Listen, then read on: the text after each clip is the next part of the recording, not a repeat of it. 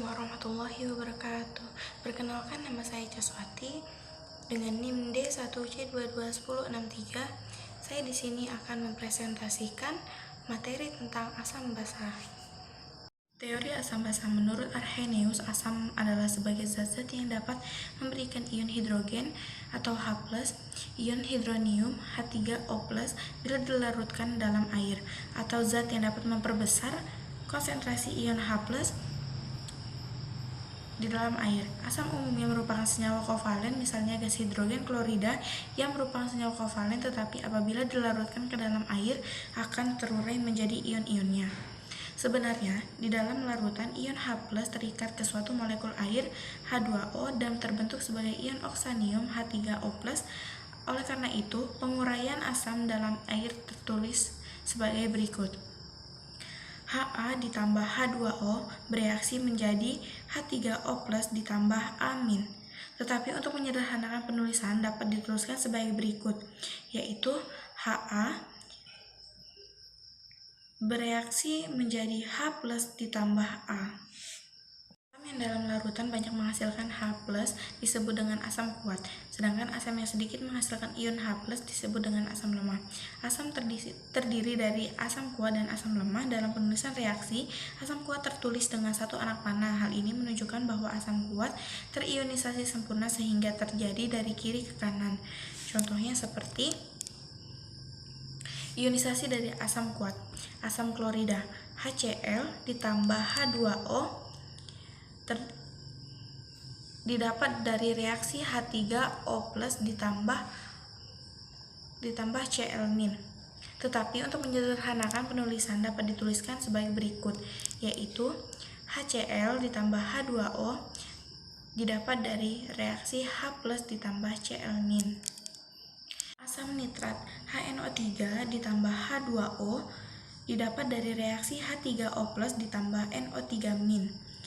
Yang selanjutnya, asam sulfat H2SO4 didapat dari reaksi 2H+ ditambah SO4 2-min. Tidak semua senyawa yang mengandung hidrogen adalah asam. Misalnya alkohol atau etanol mempunyai rumus kimia C2H5OH. Walaupun ada unsur H-nya, alkohol bukanlah asam. Begitu juga tidak semua hidrogen pada rumus kimia suatu asam dapat dilepaskan sebagai ion H+ dalam larutan. Ionisasi dari asam lemah. Asam fluorid HF bereaksi dari H+ ditambah F-min. Selanjutnya, asam sianida HCN terdapat dari reaksi H+ ditambah Cn-min. Selanjutnya, asam oksalat H2C2O4 didapatkan dari reaksi 2H+ ditambah C2O4. Basa menurut Arrhenius. Basa adalah suatu senyawa yang di dalam air atau larutan dapat menghasilkan ion OH-. Umumnya basa terbentuk dari senyawa ion yang mengandung gugus hidroksida atau OH- di dalamnya. Amonia NH3 meskipun merupakan suatu senyawa kovalen, tetapi di dalam air termasuk senyawa basa, sebab setelah dilarutkan di dalam air dapat menghasilkan ion OH-. Penguraian basa dalam air ditulis sebagai berikut. BOH didapatkan dari reaksi B+ ditambah OH-. Contoh penguraian basa dalam air ditulis sebagai berikut. NaOH didapat dari reaksi Na+ ditambah OH-. KOH didapatkan dari reaksi K+ ditambah OH-. AlOH3 didapatkan dari reaksi Al3+ ditambah 3OH-.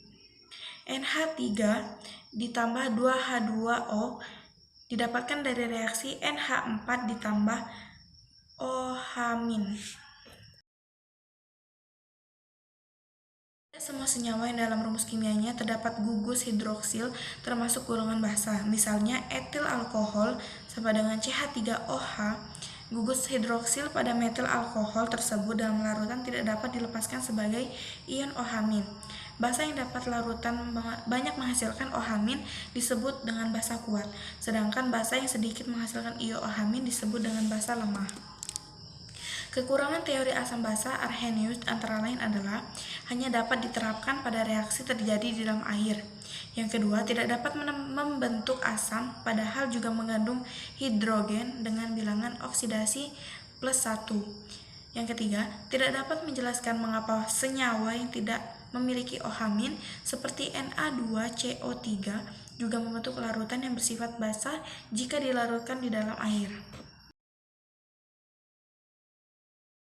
Menurut Bronsted-Lowry, asam adalah suatu spesies kimia atau molekul atau ion yang dapat mendonorkan suatu proton kepada spesies kimia yang lain atau dengan kata lain sebagai proton donor.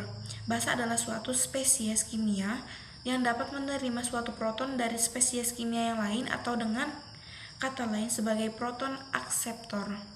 Suatu zat baik yang bermuatan positif ataupun negatif atau netral termasuk asam Bronsted-Lowry asalkan mempunyai minimal satu atom H, misalnya HCl, H2SO4, HSO4-, H3O+, atau NH4+. Berdasarkan teori ini didefinisikan bahwa asam adalah sebagai pendonor satu ion H+ pada basa. Basa adalah sebagai penerima satu ion H+ dari asam. Dengan kata lain, asam disebut juga sumber proton dan basa disebut juga penerima proton. Asam dapat berupa molekul netral, ion positif atau ion negatif yang dapat memberikan satu ion H+ pada pasangan reaksinya basa. HCl bersifat asam dan HCl- bersifat basa. HCl dan Cl- merupakan pasangan asam basa yang dikenal dengan istilah asam basa konjugasi. Cl merupakan basa konjugasi HCl, sebaliknya merupakan asam konjugasi Cl-. H2O bersifat asam, H2O dan H3O+ merupakan pasangan asam basa yang dikenal dengan asam basa konjugasi. H3O+ merupakan asam konjugasi H2O yang merupakan basa konjugasi. Air terurai membentuk ion-ion dengan memindahkan satu ion H+ dari satu molekul yang berlaku sebagai asam pada molekul lain yang berlaku sebagai basa. H2O ditambah H2O bereaksi dari H3O+ ditambah OH-. Asam bereaksi dengan air melalui pemberian satu ion H+ pada molekul air membentuk ion H3O+. Bereaksi dengan air melalui penerimaan satu ion H+ dari molekul air membentuk ion OH-. Molekul air dapat berlaku sebagai zat antara dalam reaksi asam basa melalui penangkapan ion H+ dari asam dan kemudian pelepasan ion H+ pada basa. HCl ditambah H2O bereaksi dari H3O+ ditambah Cl-. NH3 ditambah H3O+ bereaksi dari NH+ ditambah dengan H2O. Pasangan asam basa konjugat. Konjugat berasal dari bahasa Latin yang berarti pasangan. Setiap kali asam berlaku sebagai pendonor satu ion H+ sekaligus membentuk basa konjugat, yaitu basa pasangan yang berasal dari asam Bronsted. Sebagai contoh, jika suatu asam Ha mendonorkan satu ion H+ pada air, salah satu produk reaksinya adalah ion amin, jadi amin adalah basa konjugat dari Ha. Dapat direaksikan sebagai berikut. Ha ditambah H2O didapatkan dari reaksi H3O+ ditambah amin. Sebaliknya, setiap kali basa menerima satu ion H+ sekaligus membentuk asam konjugat Ha, yaitu asam pasangan yang berasal dari basa Bronsted. Kekuatan relatif pasangan asam basa konjugat, makin kuat kesamaan, makin lemah basa konjugatnya. Asam kuat memiliki basa konjugat yang lemah. Asam lemah memiliki basa konjugat yang kuat. Basa kuat memiliki asam konjugat yang lemah, dan basa lemah memiliki asam konjugat yang kuat. Berikut adalah nama asam dari asam kuat hingga ke asam lemah. Yang pertama HClO4, yang kedua H2SO4, yang ketiga Hi, yang keempat HBr, yang kelima HCl, yang keenam HNO3, yang ke-7 H3O+, yang ke-8 HSO4-, yang ke-9 H2SO3, yang ke-10 H3O4, yang ke-11 HNO2, yang ke-12 HF, yang ke-13 CH3COOH. Nama basa dari basa lemah ke basa kuat.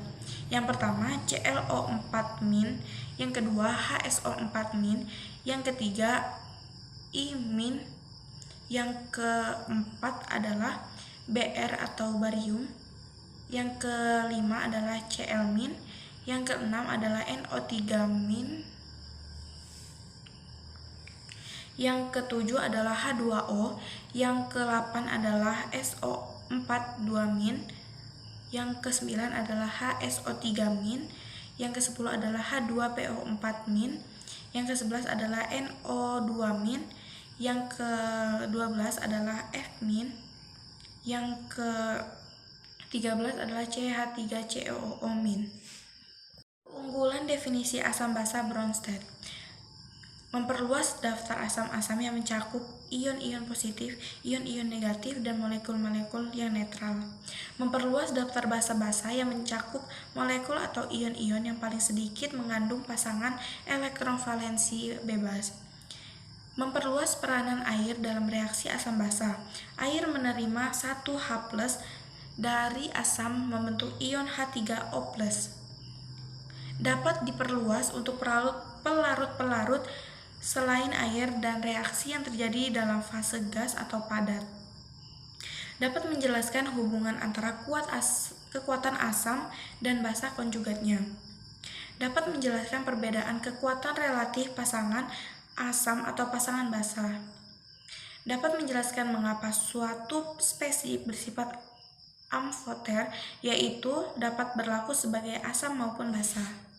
Kelemahan utama teori Bronsted-Lowry adalah bahwa untuk pelarut yang tidak mengandung proton tidak dapat digunakan. Selain itu, sifat suatu zat tidak pasti, sangat bergantung pada pasangan reaksinya. Meskipun definisi asam basa Bronsted-Lowry lebih luas dari Arrhenius, fakta menunjukkan bahwa ada beberapa senyawa yang tidak mempunyai atom H seperti BF3, FeCl3, AlCl3 menunjukkan sifat asam dalam reaksinya. Hal tersebut tidak dapat dijelaskan dengan teori Bronsted-Lowry sehingga diperlukan definisi asam basa yang lebih luas lagi. Teori asam basa Lewis. Pada tahun 1932, ahli kimia G. N. Lewis mengajukan konsep baru mengenai asam basa sehingga dikenal dengan asam Lewis dan basa Lewis. Menurut konsep tersebut, yang dimaksud dengan asam Lewis adalah suatu senyawa yang mampu menerima pasangan elektron dari senyawa lain atau akseptor pasangan elektron, dan basa Lewis adalah senyawa yang dapat memberikan pasangan elektron kepada senyawa lain, donor pasangan elektron. Konsep asam basa yang dikembangkan oleh Lewis didasarkan pada ikatan kovalen koordinasi. Adalah ikatan yang terbentuk dengan cara penggunaan bersama pasangan elektron yang berasal dari salah satu atom yang berikatan, pasangan elektron bebas atau PEP. Atom atau spesies yang menerima pasangan elektron pada pembentukan ikatan kovalen koordinasi akan bertindak sebagai basa, sedangkan atom, molekul, atau spesies yang menerima pasangan elektron disebut sebagai asam. Dengan konsep ini dapat dijelaskan terjadi reaksi asam basa yang terjadi pada ion logam dengan suatu molekul atau ion. Kelebihan dan kekurangan dari teori Lewis. Keunggulan dari teori asam basa Lewis adalah menggambarkan asam-asam atau basa yang tidak dapat digambarkan oleh Arrhenius dan Bronsted-Lowry. Teori asam basa Lewis memperluas pengertian asam basa. Menurut Lewis, asam basa bukan hanya pelepasan ion H+ atau OH- atau transfer proton ion H+, melainkan senyawa yang reaksinya melibatkan pasangan elektron.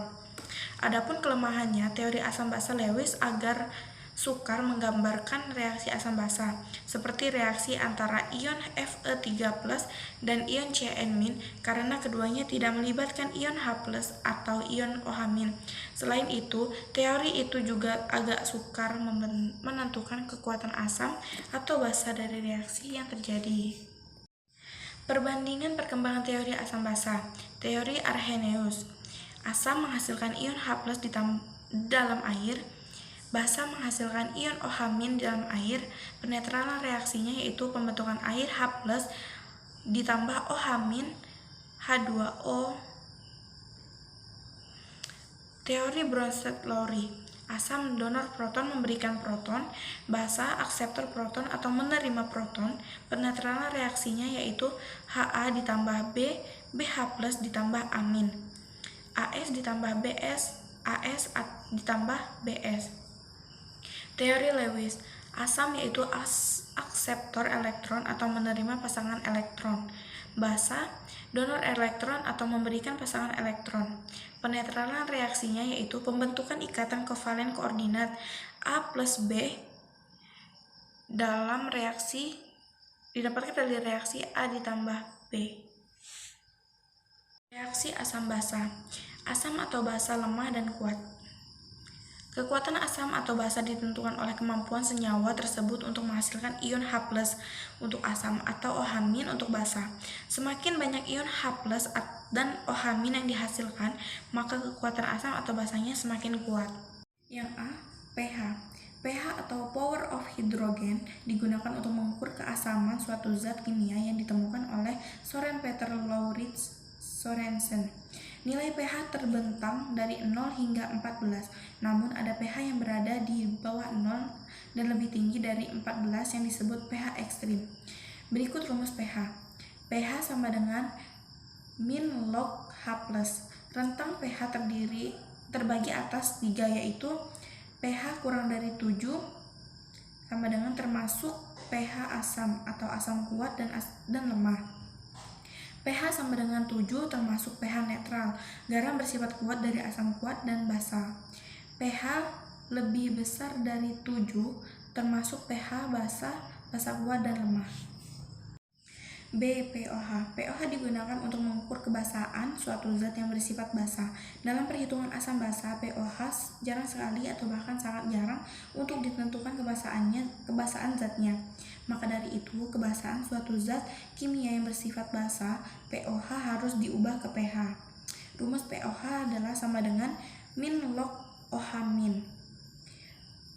Diubah dari pH, pH sama dengan pKw dikurang pOH, atau pH sama dengan 14 dikurang pOH. Skala pH beberapa larutan asam kuat dan basa kuat terdisosiasi sempurna. pH sama dengan min log H+. Contohnya, beberapa pH larutan NaOH 0,0026 mol dalam kurung 25 derajat Celcius.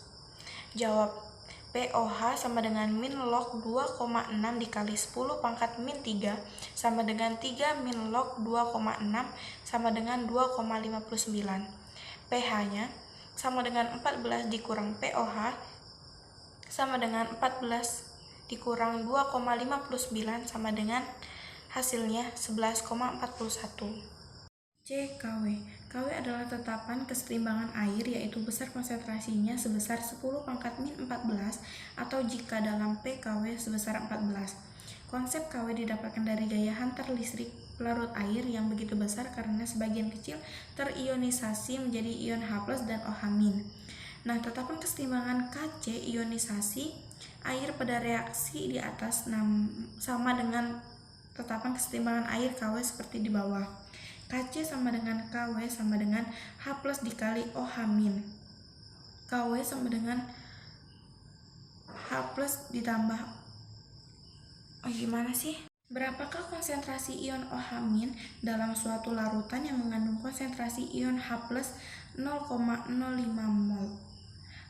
Jawabannya KW sama dengan H+ ditambah OH-. OH- sama dengan KW per H+ sama dengan 1 dikali 10 pangkat min 14 dibagi 5 dikali 10 pangkat min 2. Hasilnya menjadi 2 kali 10 pangkat min 13 mol.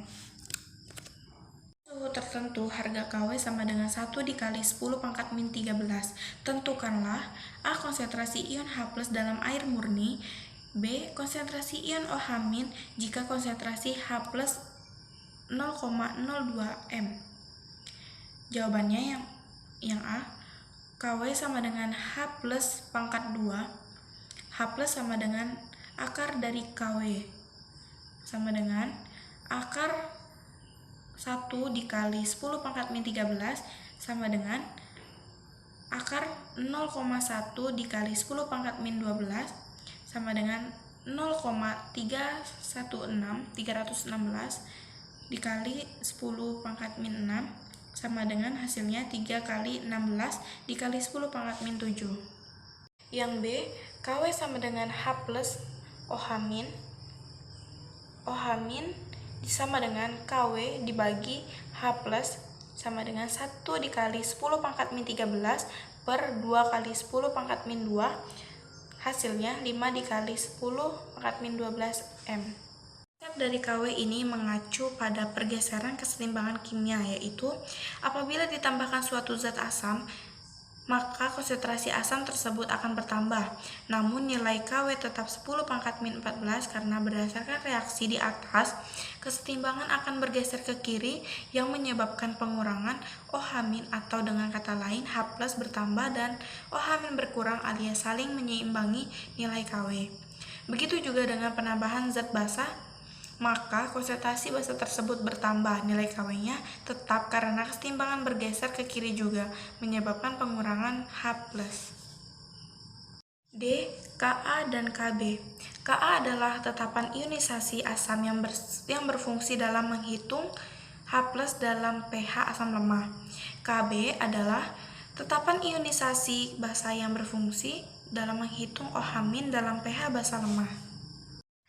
Tabel di bawah ini memperlihatkan harga Ka untuk 3 jenis asam lemah bervalensi 1. Nama asam yang pertama adalah asetat dengan konsentrasi 0,1 m, Ka 1,8 dikali 10 pangkat 5. Yang kedua, asam benzoat dengan konsentrasi 0,1 m, Ka 6,7 dikali 10 pangkat min 6. Yang ketiga, asam fluorida dengan konsentrasi 0,1 m, dengan Ka 7,2 dikali 10 pangkat min 10. Semakin kecil nilai Ka, maka semakin lemah asam tersebut. Derajat ionisasi.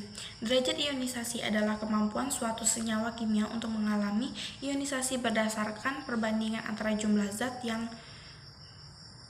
yang terionisasi dengan jumlah zat yang dilarutkan.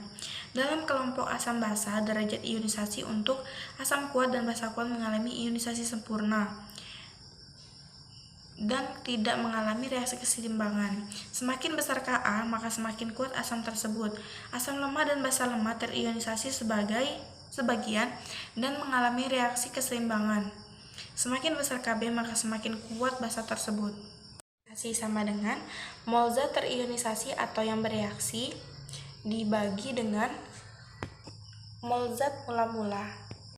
F. Hubungan derajat ionisasi dengan Ka dan Kb. Derajat ionisasi memiliki hubungan dengan tetapan kesetimbangan asam basa yang berguna untuk mencari nilai pH suatu zat kimia. Di bawah ini adalah hubungan ketiganya. Soal: harga derajat ionisasi suatu asam lemah dengan konsentrasi 0,01 m ber-pH 3 adalah 1. Cari terlebih dahulu H+ dari pH yang tertera pada soal. pH-nya sama dengan min log H+, 3 sama dengan min log H+, sama dengan 10 pangkat min 3. Yang kedua, cari nilai derajat ionisasinya, yaitu H+ sama dengan derajat ionisasi dikali M asam. 10 pangkat min 3 sama dengan derajat ionisasi dikali 0,01 M.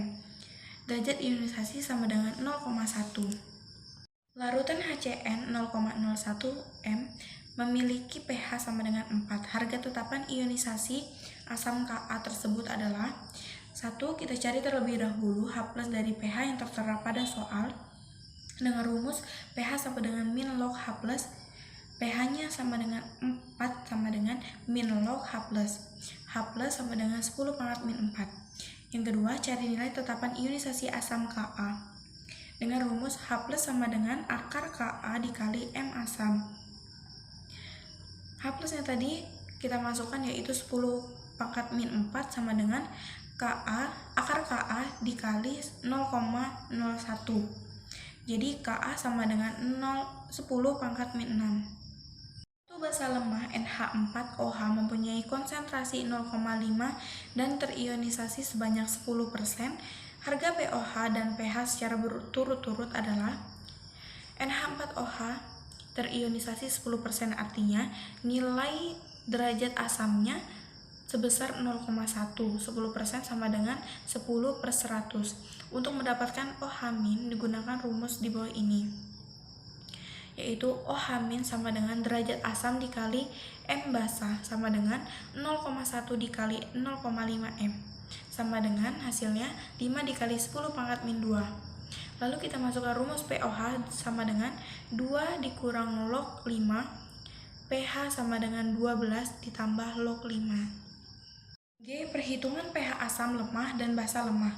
Untuk perhitungan pH asam lemah dan basa lemah, diperlukan tetapan kesetimbangan Ka atau Kb, terutama sekali. Di bawah ini adalah rumusnya.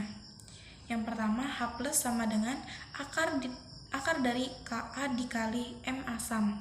Yang kedua, OH- sama dengan akar dari Kb dikali M basah.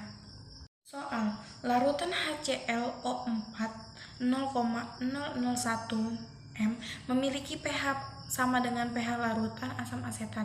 Jika Ka asam asetat adalah 10 pangkat min 5, konsentrasi asam asetat tersebut adalah 1. Di soal pH HClO4 sama dengan pH CH3COOH atau asam asetat. Ingat bahwa pH menunjukkan H+, artinya H+ sama dengan HClO4 sama dengan H+ CH3COOH. Jadi, hitung H+ HClO4 yang termasuk asam kuat. H+ sama dengan M dikali valensi asam sama dengan 0,001 M dikali 1. Jadi hasilnya 10 pangkat min 3. Sudah didapatkan H+ atau H+ asam asetat, hitung konsentrasinya. Dengan rumus H+ sama dengan akar Ka dikali M asam. H+ yang tadi kita masukkan yaitu 10 pangkat min 3 sama dengan akar dari 10 pangkat min 5 dikali M asam. Jadi M asam sama dengan 0,1 molaritas.